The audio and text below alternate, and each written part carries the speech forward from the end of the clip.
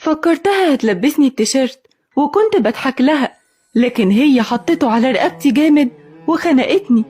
وبعدها كتفوني وفجأة لقيت السكينة بتدخل جوا جسمي. وفي يوم كنت نايم على السرير لقيت ماما شالتني وحطتني في الأرض ومعاها حاجة أنا ملحقتش أشوفها لأنها ضربتني بيها على دماغي. بعد أنا آية عروسة طنطا، عروسة لمدة 48 ساعة، وفارقت الحياة وأنا لسه عذراء. لقوا جثتي بالهدوم اللي كنت لابسها وقتها، بس على ما اكتشفوا جثتي كان صاحب عمري هرب. ازيكم عاملين ايه؟ اهلا وسهلا بيكم في مملكة سام.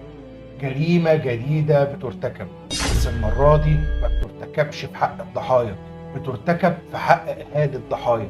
الفيديوهات اللي هي بتتسمى فيديوهات الذكاء الاصطناعي، كل واحد قاعد على جهاز يشوف جريمة حصلت ولا قضية حصلت ويبدأ يجيب الضحية ويحركه ويخليه يتكلم عن تفاصيل الجريمة اللي حصلت له. يا جماعة خلي عندكم إحساس، الفيديوهات دي بتفضل موجودة، أهالي الضحايا بيشوفوها، انتوا بتجددوا أحزان أهالي الضحايا تاني، ده انتوا بتحرقوا قلوبهم على أولادهم. يعني لما ابن يطلع يحكي ازاي اتقتل وازاي اتعمل فيه، طبعا انتوا بتجيبوا تفاصيل القضايا من المواقع على الانترنت وتبداوا تحطوها على الذكاء الاصطناعي مع صور الضحيه وتبدا تتكلم وتشرح ايه اللي حصل لها في الجريمه. انتوا بتحرقوا قلوب الناس على اولادها اكتر ما هي محروقه. يا جماعه خلي عندكم احساس شويه، دي جريمه بترتكب في حق اهالي الضحايا، حرام عليكم. نعمه النسيان من عند ربنا سبحانه وتعالى، لكن انتوا بتتدخلوا في اراده ربنا وتفكروهم باللي حصل لاولادهم. بتبداوا تخلوا ولادهم ولا اي ضحيه يطلع يحكي ايه اللي حصل له. بجد انت ما عندكش ضمير. حس بنفسك كده، لو ابنك نفسه وهو عايش جالك قال لك يا بابا انا اتوجعت واتعورت،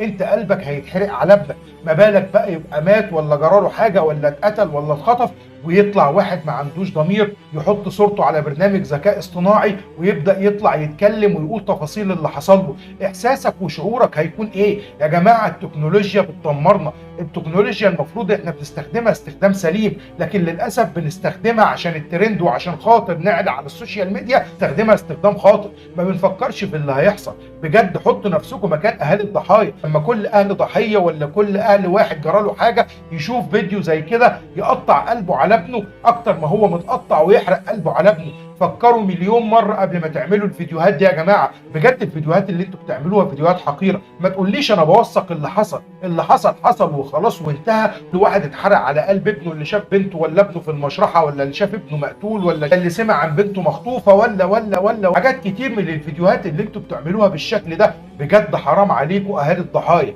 الفيديوهات دي جريمه بتحصل في اهالي الضحايا ولازم تقفوا عند حدكم يا جماعه. بجد والله حرام عليكم اللي بتعملوه في اهالي الضحايا.